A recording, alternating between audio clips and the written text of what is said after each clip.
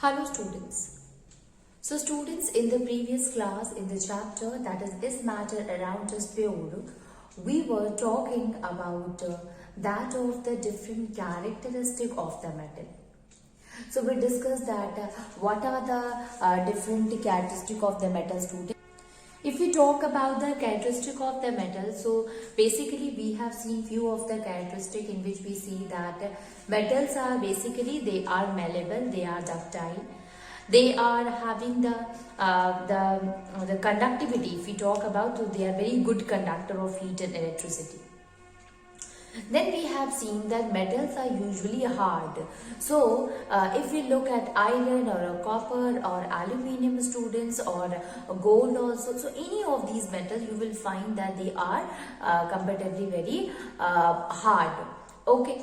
But is all the metals are hard only? So hardness also varies from metal to metal. There are metal which can be hard, which can be little bit hard, which is can be a soft metal also. Yes, metals are soft metal also. So sodium and potassium are considered to be the soft metal. And if they are hard, so they are very strong also, and they are having good tensile strength. So tensile strength, it means it can carry a large weight object also. Okay, so we can say that the metals basically they are strong and they are having the high tensile strength. Okay.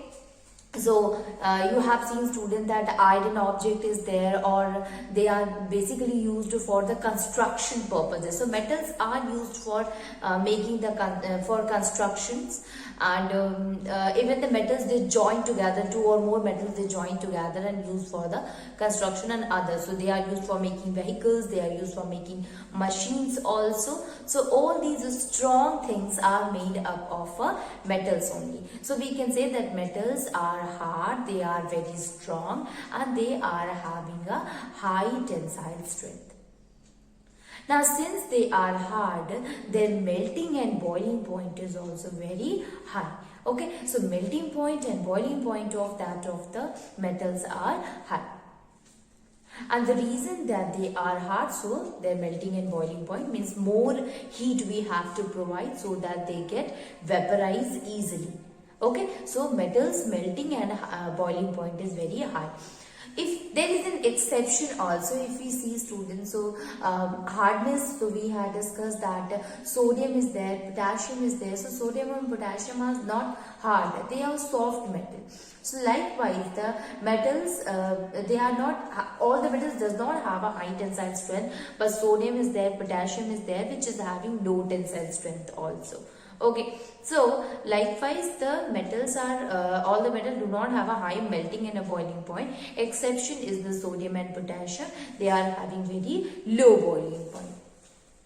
Metals generally they are solid at the room temperature. If you look at the state of a matter, the form in which it is present, basically it is solid in a state. Okay, except mercury and except mercury, we can say mercury, it exists in a liquid state at room temperature, but other metal they are solid at room temperature. Okay. Now let us see some of the other characteristic of the metals also. So see, metals they are having high density. One more thing is there, student, that we have discussed yesterday, that metals are sonorous. What is the meaning of a sonorous here? So metals basically they produces sound. So when it is hit with another object, so it produces clinging sound, and this is why they are used for making the musical instruments. So you have seen the guitar is there, or sitar is there, or any of these the things which is musical instrument. Manjira is there, students. So or even bells. They all are made up of metals only. Okay, and they are made up of metals since the metals they possess the property of sonority. So metals are sonorous also. Now let us see that what are the other properties of the metal. So metals they possesses high density. Okay, metals metals have high density.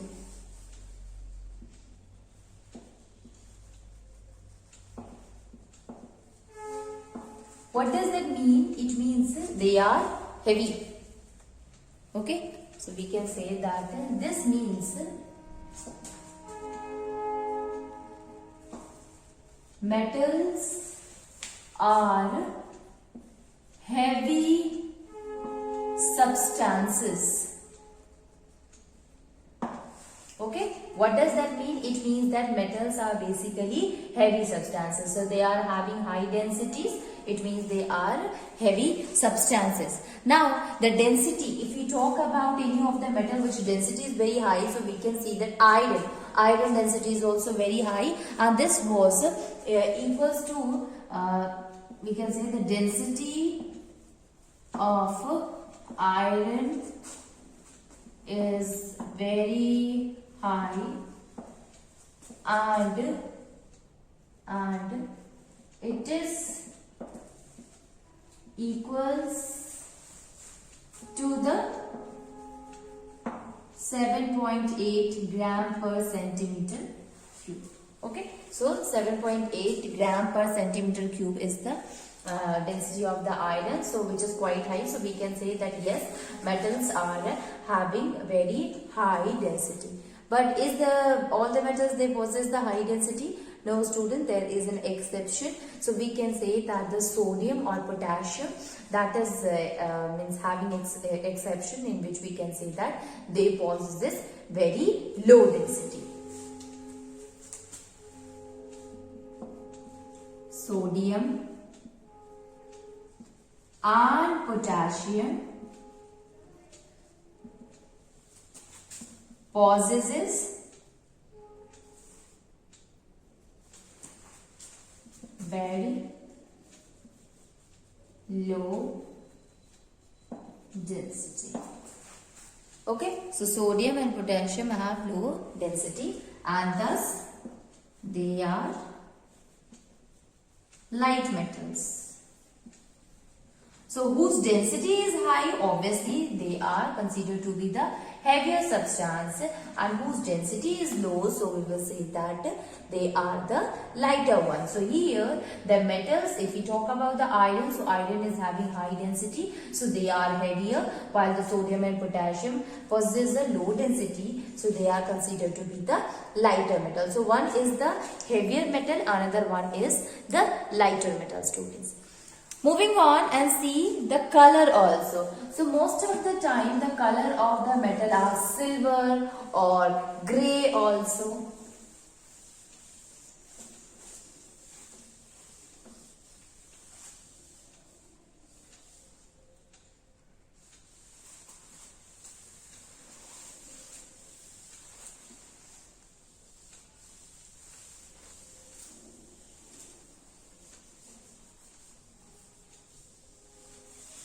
Okay, so we can say that metals usually it have a grey color,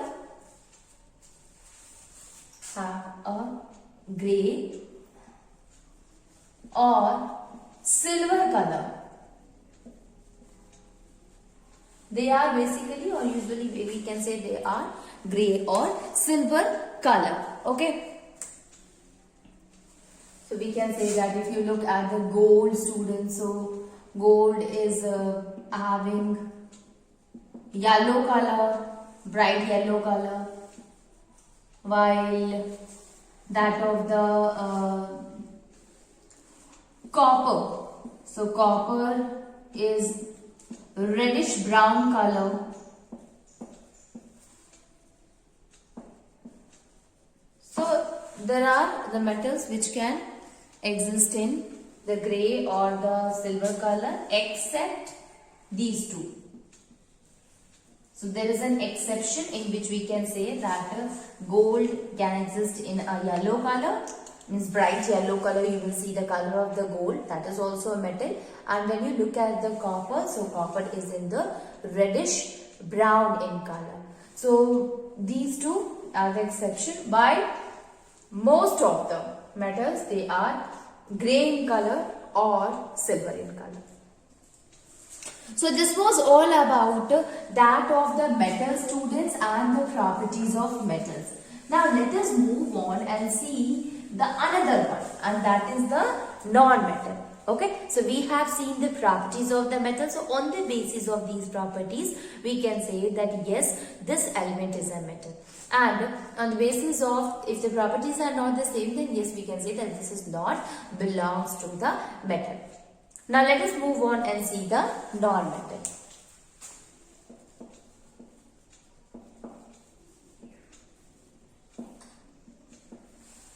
Non-metals. Okay, so non-metals are what? When we were talking about the metal, students, so we have said that metals are what? They are malleable, they are ductile, and they are very good conductor of heat and electricity. But here, if we are talking about that of the non-metal, so it will be just opposite to that of the metal. So here we will say that non-metals, they are non-malleable, they are non-ductile, as well as they do not conduct heat and electricity. So they are the poor conductor of heat and electricity. Okay, so we can write the definition also. A non-metal is an element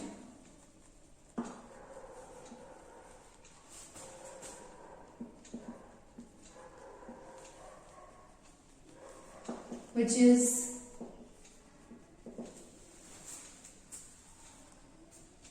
neither malleable nor ductile, neither malleable nor ductile, and does not conduct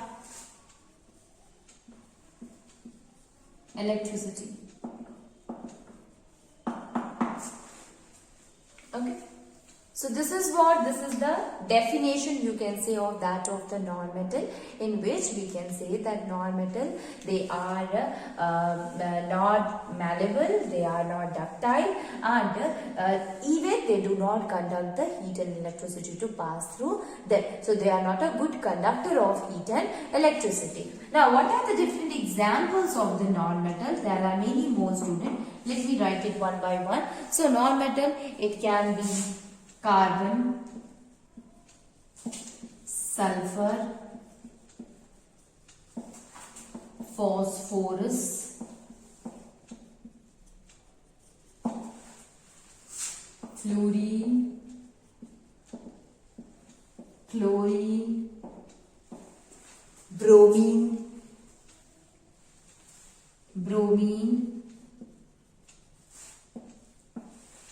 iodine, nitrogen, oxygen, neon, helium, argon,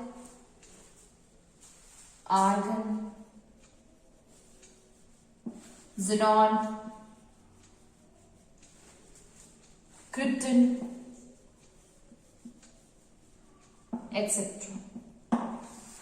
Okay, so these are what? These are some of the examples of the element which are actually non-metal, and they show the properties of the non-metal. Okay, so these are the elements which are non-metal. Okay. Now, one more thing is there when we are talking about the carbon. So, carbon, diamond and graphite is an allotropic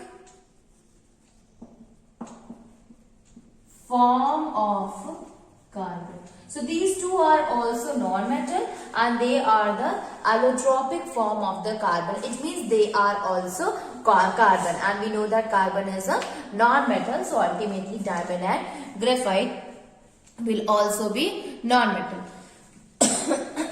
Now let us move on and see that what are the different properties, and in that, students, we will also discuss that what is the state Means most of the non-metal in which state they used to exist in nature, as we have seen in case of the metal.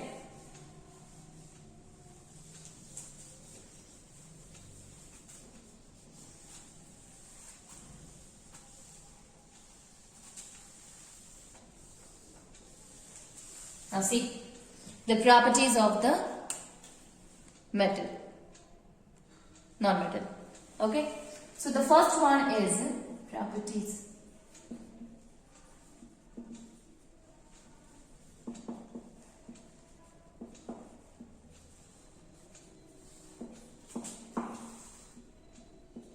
So first one is non-metal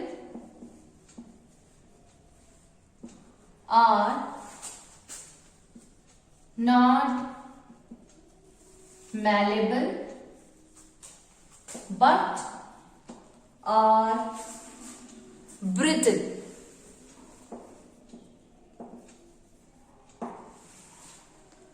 Okay, so non-metals, they are non-malleable but brittle. So when we had started the chapter, student, you all are knowing that we had discussed the three definitions, and that is malleability, ductility and brittleness. So if we talk about the brittle, it means malleable is what? When you hammer it, the metal, then it can be drawn into thin sheets. That is what? That is the metal. And brittle means what, student? When you hammer it, it will broken into pieces. So non-metal, you cannot draw sheets from that of the non-metal, but when you hammer it, then it will break into pieces. So we can write it. This means that non-metal cannot be drawn into thin sheets,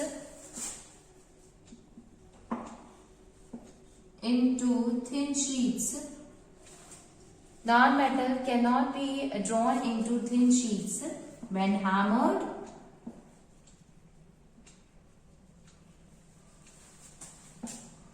but it may break into pieces. Okay, so it will break into pieces, student, when you hammer. Okay, when hammered.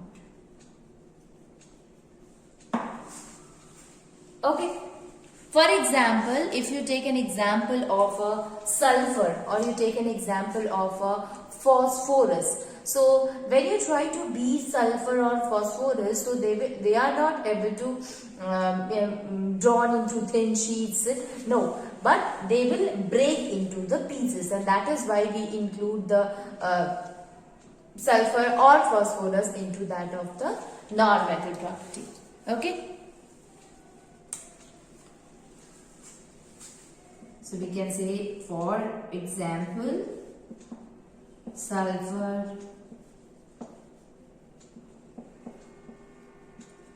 phosphorus cannot be drawn into sheets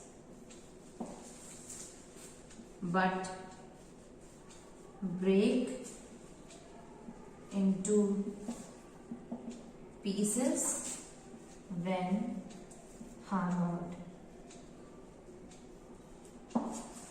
Okay, so sulfur, phosphorus, it cannot be drawn into sheets, but it will break into pieces when you hammer it, and that is why they are the non-metal. So we can say that brittleness is the special quality, and it is a kind of a property which is shown by the non-metal only. Okay, so brittleness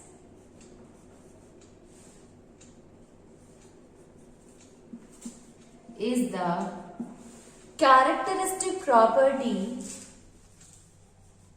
characteristic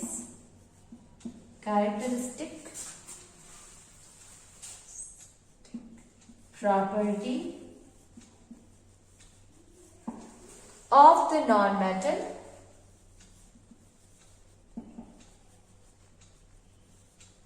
especially if you are talking about the solid non-metal. Okay, so it is a characteristic property of a solid non-metal. So this is the first property of a non-metal, student, in which we have seen that non-metals, they are not malleable but they are brittle. The second one is that again that they are non-ductile. So they are non-malleable as well as they are non-ductile also. So we can write it.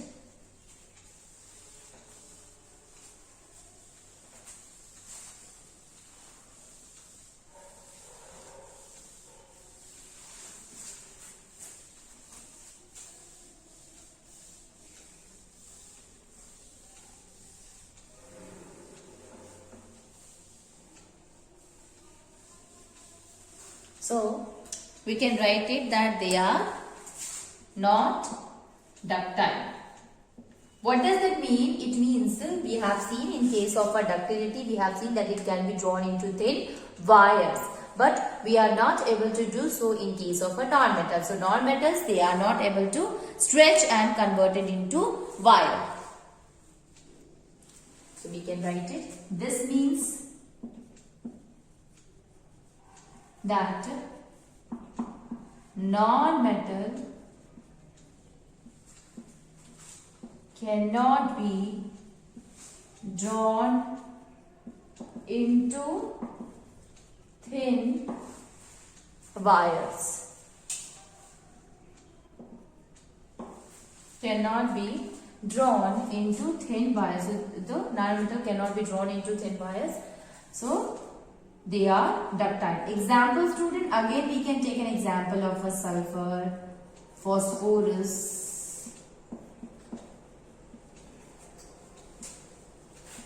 cannot be drawn into wire. Okay. So we can say that the non-metals, they are non-malleable and ductile.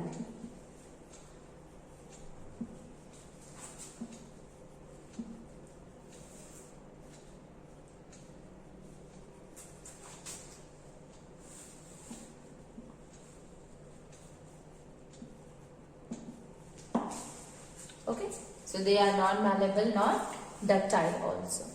Now this is also a property of the ductility, is also a property of the non-metal.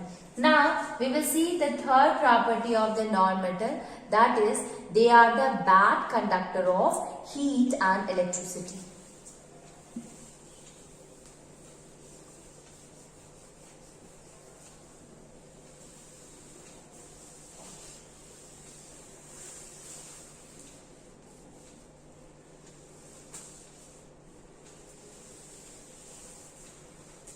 We can write it that non-metals are bad conductors, heat and electricity.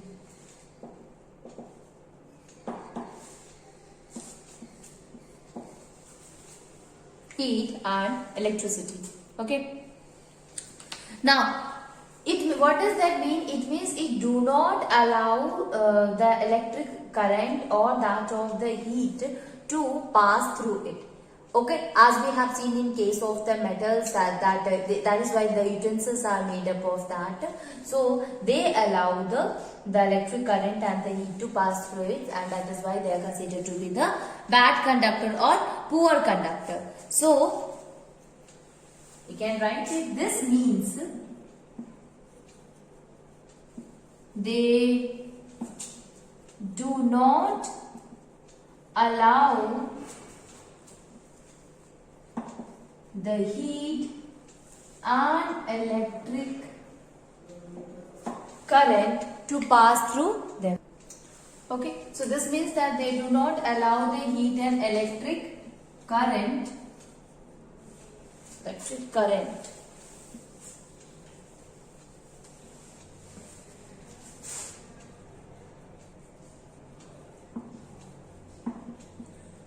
to pass through them. Okay, so it means that they do not allow the heat and electric current to pass through them. Example, students, so sulfur is there, which is the bad conductor. Again you can see phosphorus is also there, are the bad conductor of heat and electricity. Of heat and electricity. Now you see, student, it is not necessary that all the non-metals are having are bad conductor of heat and electricity. If you see an example of a diamond and graphite. So diamond and graphite is what? I told you that it is an allotropic form of a carbon. So carbon is a non-metal, so we can say the diamond and a graphite is also a non-metal. But being a non-metal, they are also good conductor of heat and electricity. So we can say that graphite is a good conductor. Graphite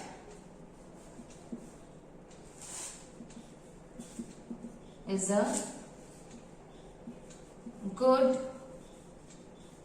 conductor of heat and electricity.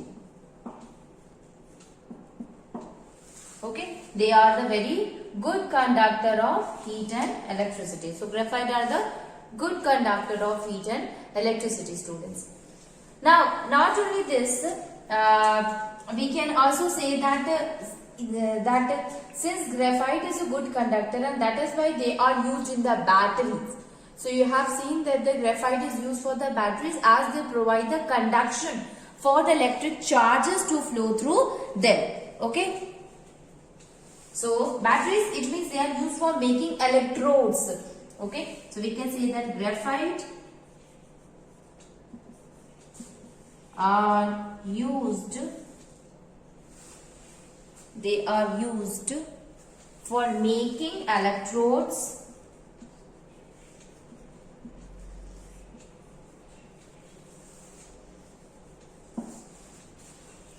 in the dry cell.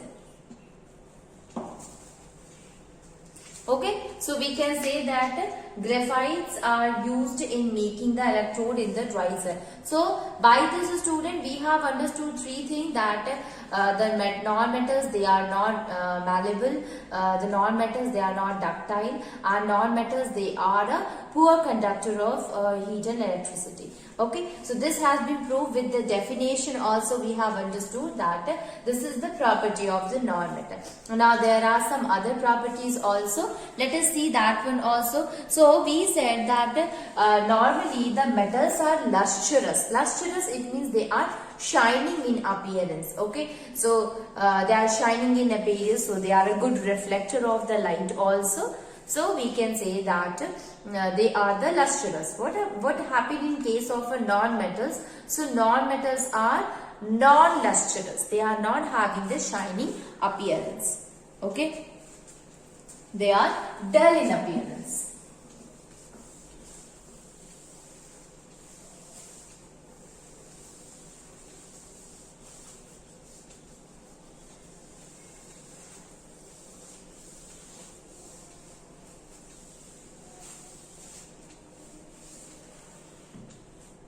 Okay, so we can say that non-metal are non-lustrous.